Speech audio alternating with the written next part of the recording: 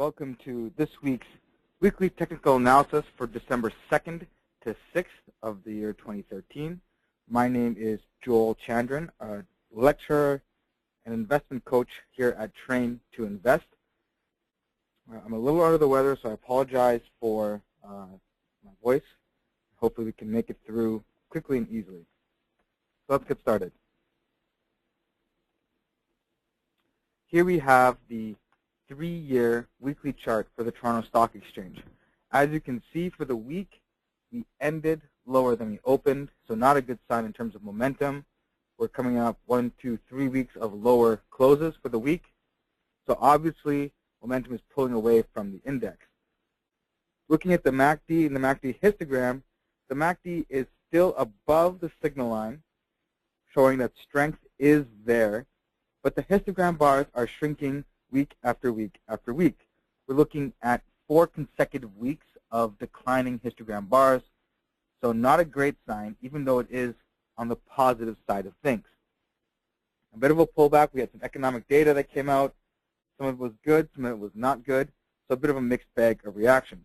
In terms of momentum on the weekly side of things, RSI has fallen underneath the 70-point mark, and we've come out from that overbought position. And the RSI is beginning to head down steeply, or stochastic is beginning to head down at a steeper rate as momentum pulls away. We could come back down to the 13,000 mark before we turn around, or we could see the index itself level off around here, the 13,250 mark, before turning back up. Mini level of support is the 13,250. And then it's 13,000.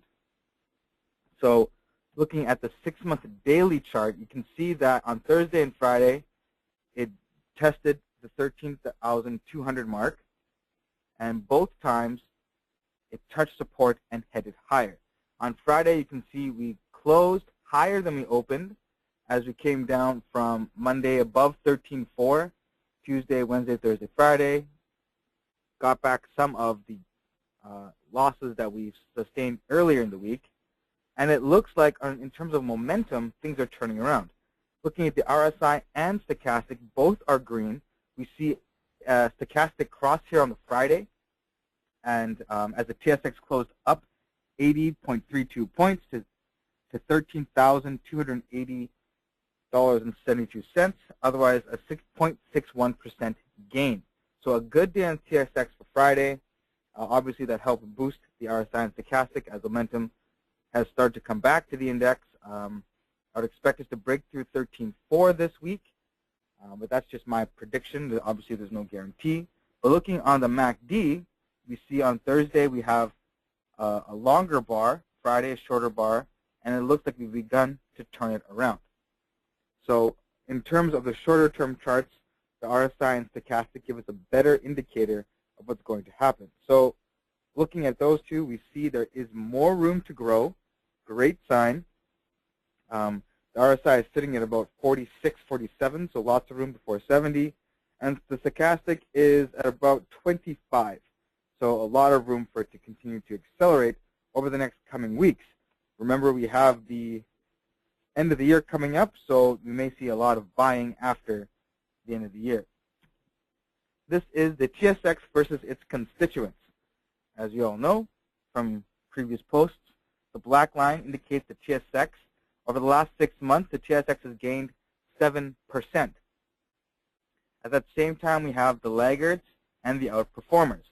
Laggards continue to be mining at negative 11%, materials at negative 16%, almost 17%, and gold at almost 27.5% down over the last 6 months. On the green side, we have energy, which has gained 7.6%, consumer staples, which has gained almost 11%, financials, which have gained almost 16.5%, and the consumer discretionary, which has outperformed the market for pretty much the entire year, has gained 18.5%. So where are we going to look for equities that are strong and rising? Obviously, we're going to be looking at the outperformers. Potentially, we do see some turning up here, but that's still more of a gamble than these equities up here. So the Capped Consumer Discretionary Index, TTCD, we have Canadian Tire, Gildan Athletic Wear, Magna, Shaw Communications, Tim Hortons, and Thomson Reuters. Magna has been the outperformer as of late, but Gildan Athletic Wear has, obviously you can see, spiked over the last couple of days and completely outperformed everything else at 28.5% compared to Magna's 25%. Canadian Tire is up 21%, and then we have the index here, which is up 18%. So these are the outperformers, underperformers. Coming up sharply, we do see Shaw, and if that's something you want to take a look at later in the week and continue to see how it does, by all means, I would suggest taking a look and maybe potentially see if Gildan Athletic Wear can continue its upward trajectory. Next, we have the consumer staples sector. Olive & Couche-Tard here is this blue. We see a bit of a pullback. Shoppers jumped earlier with the announcement that they're being bought out, and they've kind of stayed fairly flat. Index is up to almost 11%, and then we have Weston underperforming, Saputo underperforming, Metro underperforming, and Loblaws underperforming. We've seen a lot of price weakness as the U.S. retailers have moved into Canada. Walmart has had their profits squeezed. We've seen Target come into Canada and see that their profit estimations have not been even close to being met. So all these retailers, especially food retailers, are seeing profits being squeezed due to increased competition.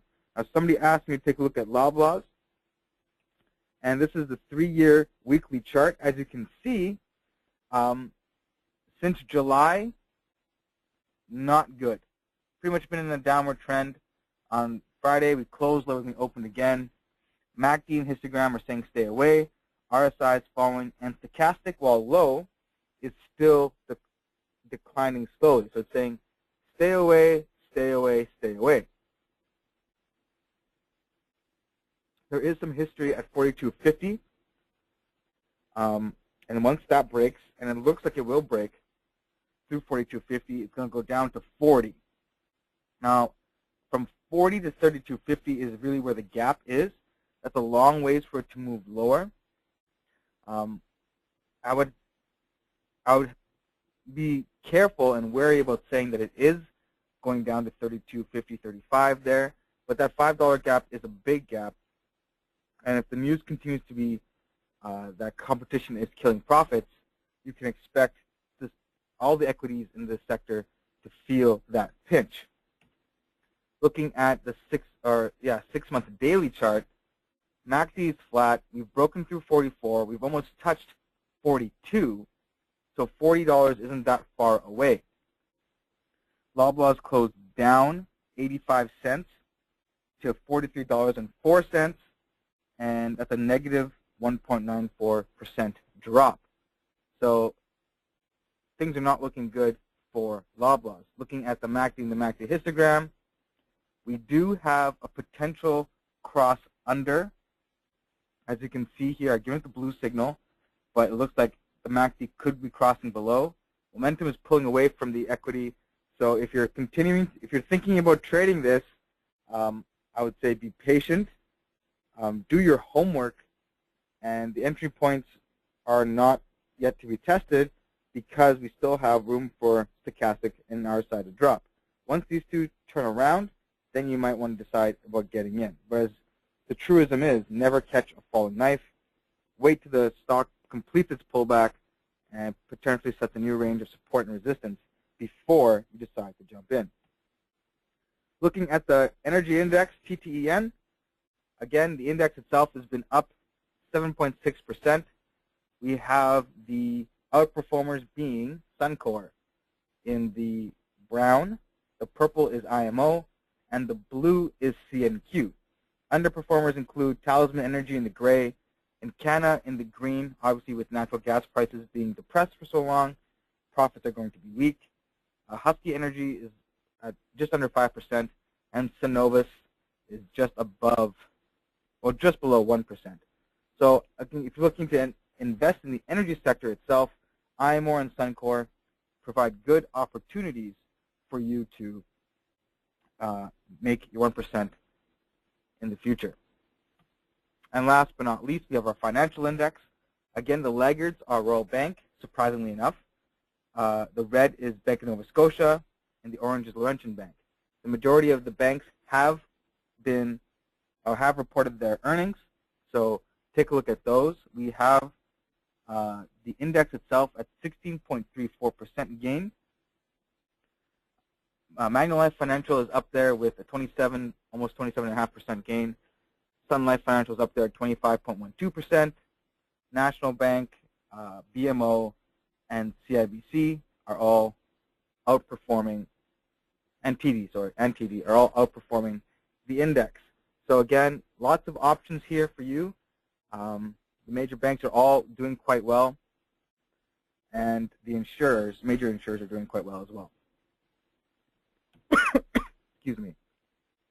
This is the price of oil over the last 6 months. As you can see, we did break through this 95 mark, hovered around 94, but over the last couple of days, we've taken off. Again, we're back up above $95 at close to 98. Over the last 6 months, oil has increased by over $3 or 3.22%. So compared to highs of 110, we've fallen quite a ways. But it's good to see that oil is starting to jump up once again. 3-month or 3-year weekly chart for Enbridge.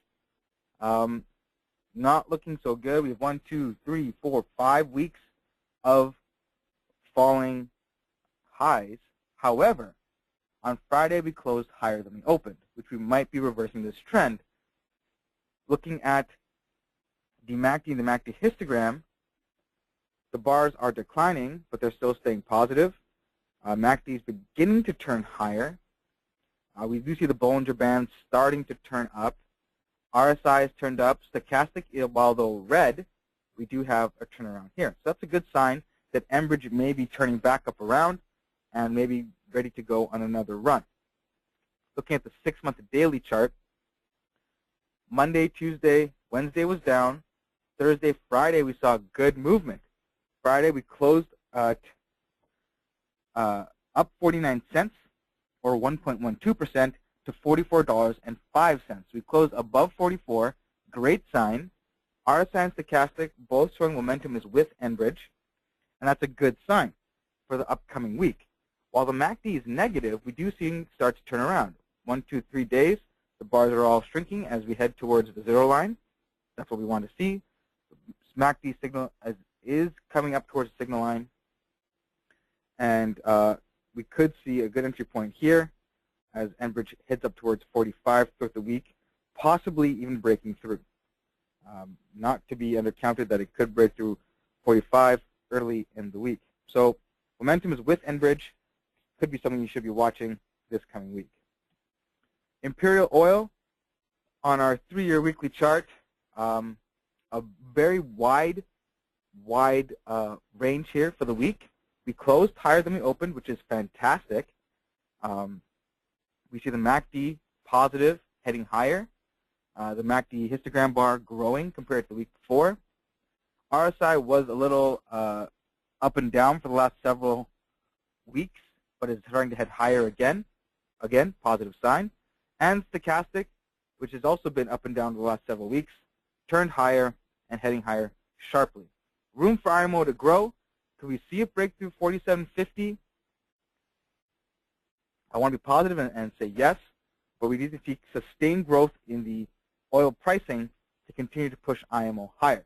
The last time it was above 47.50 was about this time, actually, a little earlier in 2012. So we could see it push through higher.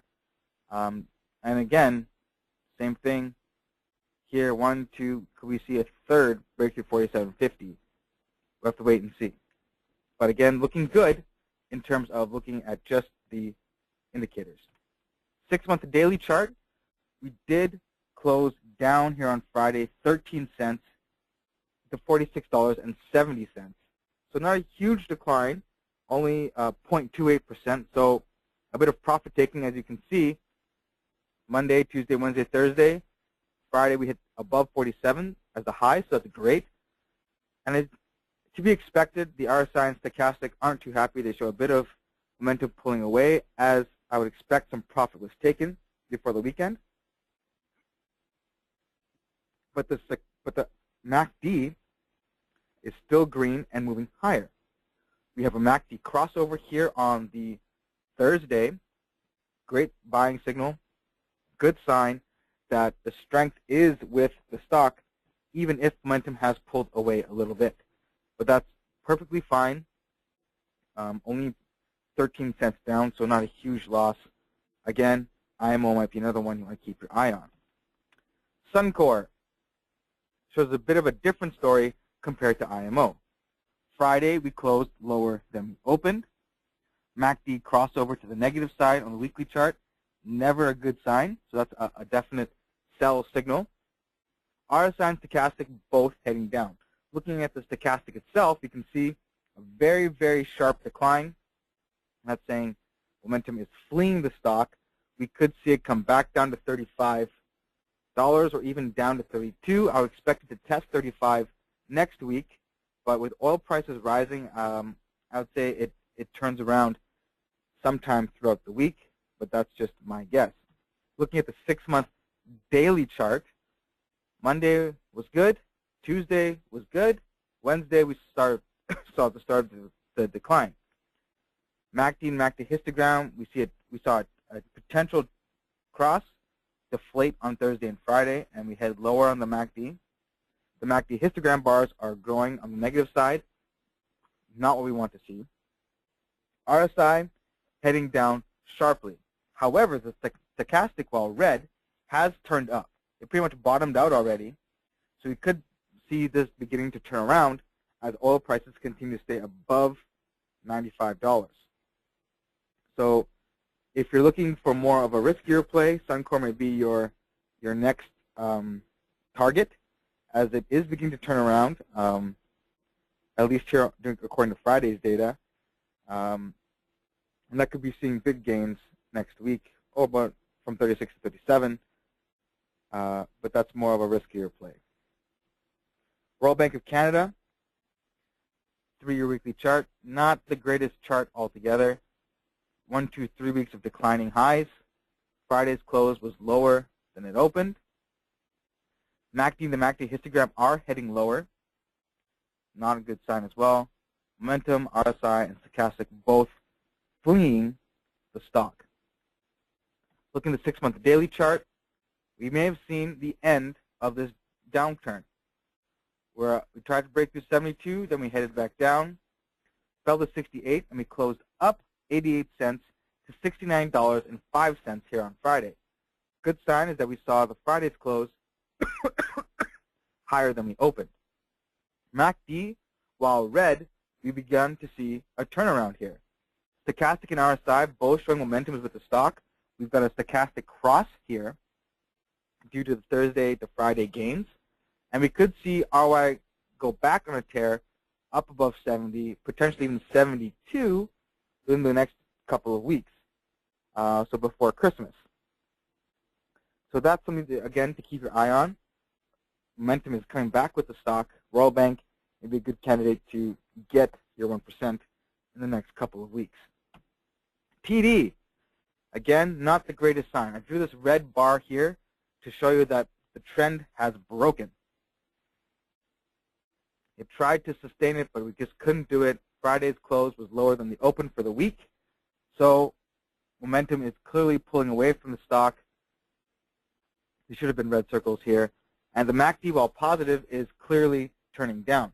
Could we see a pullback here in TD to under 95? Potentially, I would expect it to test 95 again this week before turning around. The same thing with Royal Bank. TDs Monday, Tuesday, Wednesday, Thursday were not great. We saw a pullback as it stayed above the 98 for the last couple of weeks and has now pulled back, touched 94, and turned higher. RSI and stochastic both in agreement, and they're starting to turn up higher. We did see another stochastic cross here from Thursday to Friday, and the MACD and the MACD histogram, while heading lower, are beginning to turn around. An entry point under 96 isn't terrible. It's a good spot to get in as long as the stochastic and RSI are turning higher. You can easily make your 1% over the next week. We could be seeing the turnaround now as it goes back towards 98. So you have $2 of growth to get your 1%. So if you are ready to take that risk, I know it looks like it's a super high price, but if you look at from November to now, over the last month, we've seen it go up to 98, down to 94. So there's some movement and room for you to make some profits. The gold chart, still not impressed. Broke through 12.5 and stayed at 12.2 for 1,220. I'm not convinced that gold is where I want to be right now. It's down $155.50 over the last 6 months, or 11.23%. And it's not looking like it has turned up like oil has. CGL has fallen 3 cents to $10.89. This is our gold bullion ETF fund.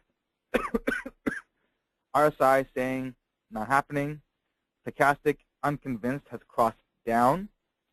MACD and MACD histogram are pretty much flat, and it looks to be heading lower. Couldn't sustain the growth over $11. We had Wednesday was good, and then Thursday, Friday, not so good. So obviously, with gold continuing to be weak, our bullion ETF continues to be weak as well. HGU, Global Gold Bull Plus ETF, same sort of picture. We see the MACD negative, fairly flat, doesn't want to move anywhere. Pricing-wise, HGU was down 3 cents to $6.36. RSI is flat. Stochastic is saying stay away. So if you're looking at gold, now may not be the time to jump on in. HGD closed higher than it opened, so our Bear Plus ETF. As you can see, MACD continuing to be positive. RSI is flat as gold has priced, the bullion price has continued to be fairly static over the last couple of weeks. Stochastic saying momentum is there, but I would not expect it to break 25 anytime soon. I would expect it to plateau between 22.50 and 24-ish over the next next week for sure. Looking at silver, it's been down $2.17 over the last 6 months, or 10%. What I do like to see is that's continuing to head higher. We've reached a low here, and then instead of, it went higher and pulled back, but the pullback was above this low, which is a great sign. I like to see that rising lows. iShares Silver Bullion ETF, SVR. MACD is flat, RSI is flat. Stochastic is flat but heading higher, which is a good sign. Closed lower than we opened on Friday, but again, a good entry point would have been great here on Tuesday, Monday, Tuesday, Wednesday, Thursday, Friday.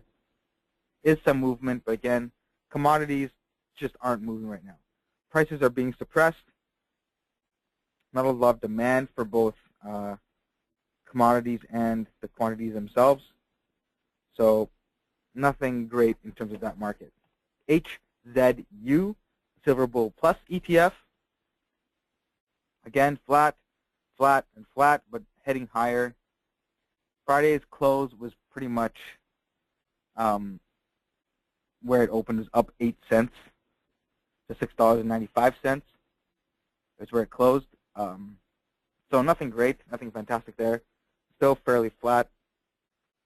We won't see movement until the actual bullion price moves significantly. And last but not least, HZD. compared to Thursday's close. Friday was down 8 cents. Again, blue, blue, blue all the way across. Nothing too exciting here. Again, commodities just aren't moving. That is it for us this week. Here's my email. Any concerns, questions, comments, please let me know. I love to hear from you guys. And thank you for those who have responded to me and asked questions. I'm glad we can chat that way. And check us out at www.traintoinvest.com. We are winding down for the Christmas season in the next couple of weeks, but we'll be putting out the blog posts and all sorts of news. Check us out. Let me know what you think, and if you have any questions about us and what we do, I will be happy to answer them for you.